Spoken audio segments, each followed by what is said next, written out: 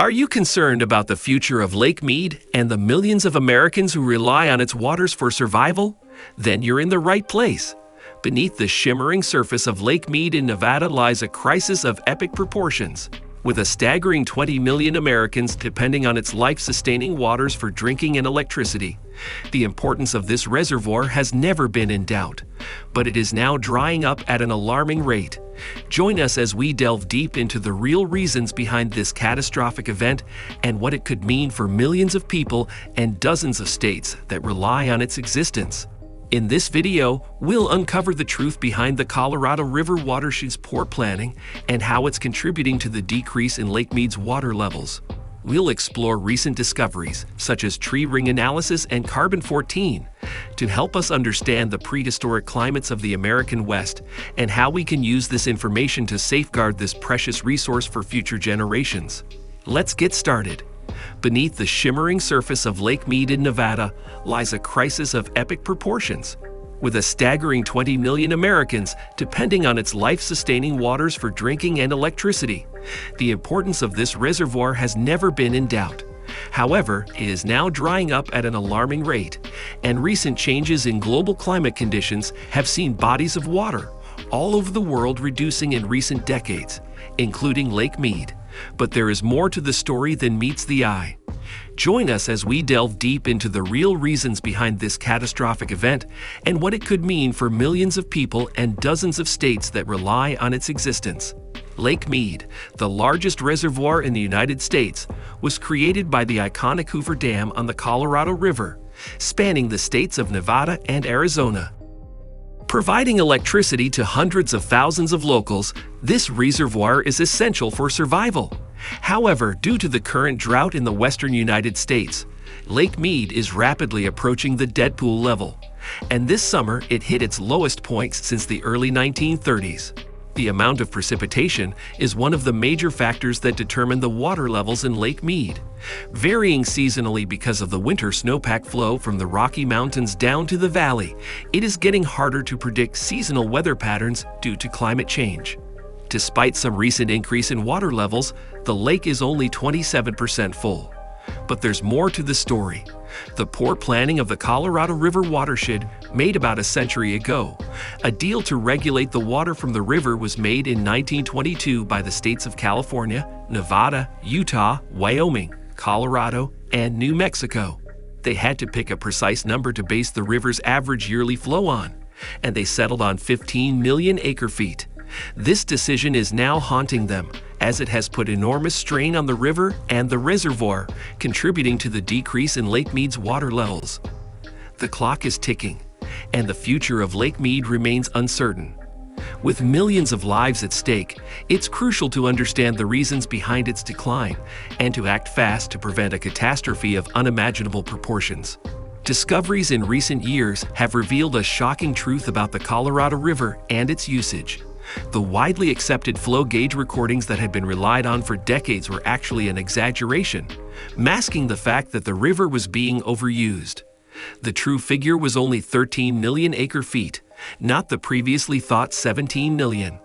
And with California still taking 3 times as much water as Arizona, despite conservation efforts, it was clear that action needed to be taken. The 1956 Colorado River Storage Project proposed an ambitious plan to use the river's water to its limit, with the construction of new dams, reservoirs, canals, and power lines. But it was based on the inflated flow number, leading to decades of false assumptions about water distribution. Now, with the aid of new discoveries such as tree ring analysis and carbon-14, we are finally waking up to the reality of the situation. Severe droughts have brought the issue to the forefront, and it is time for action to be taken to safeguard this precious resource for future generations. Get ready for a mind-blowing adventure through time. Let's dive into the world of carbon dating, where the radioactive decay of carbon-14 produces nitrogen-14. By measuring the amount of carbon-14 left in dead organic matter, we can determine how much of it was absorbed by a living organism. But how can we tell how long ago that organism died? That's where the bristlecone pine comes in, a resilient relic from the Ice Age that can live for over 3,000 years. The growth rings of this special tree are thicker in dry, cool years and thinner in wet, warm years, providing crucial clues to researchers trying to piece together prehistoric climates. Using sophisticated computer programs and extensive research spanning 15,000 years, scientists were able to accurately forecast growing conditions for any place in the American West. But things took a dark turn as it was discovered that the Colorado Watershed was experiencing a long cycle of dryness that had yet to reach its lowest point. And to top it off, rampant consumption from the 1950s through the 1980s led to drastic water waste and land misuse, sparking a need for stringent conservation measures that could have been avoided if we had only been more mindful. So let's learn from our mistakes and start treating our planet with the love and care it deserves. The land was parched and thirsty, but not for the crops that were in demand. The cost to grow and ship staples like maize, wheat, or potatoes was higher than the market value, leaving only truck crops like tomatoes, lettuce, cucumbers, and spinach to thrive.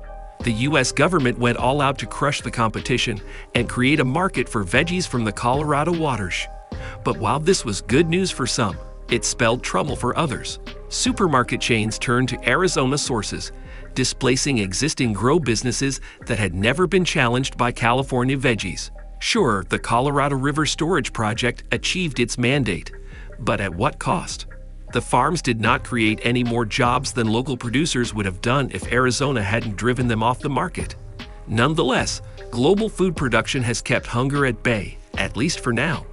The real threat, it seems, is to cities like Las Vegas, where water resources are scarce and the cost of water is set to soar to unaffordable levels before 2036. It's a dire situation, but not one that's beyond the realm of possibility. Are you ready for a shocking truth? Las Vegas, the city that never sleeps, might be vanishing into dust by 2030 due to Lake Mead drying up. But that's not even the worst part. The cost of water is already hitting businesses hard, forcing them to reduce operations, and fewer travelers are coming to Sin City as a result. The exodus has already begun, and even infrastructure and development projects are at risk of being postponed or halted. And don't think that Las Vegas is just sitting around waiting for the worst to happen. They've been trying to purchase water rights from ranches and sources 100 miles away to import water via a massive pipeline. But other governments aren't happy about it, and it's causing major issues. Some experts suggest artificially filling the lake, but the manpower and cost would be astronomical. Others say shutting down truck farms and replacing them with native vegetation is the first step to restoring the lake, but that would require political will that Arizona lacks. The government hasn't made any concrete plans, so it's up to us to take action. Do you think anything can be done to save Las Vegas from its impending doom? Let us know in the comments below. And if you found this information eye-opening,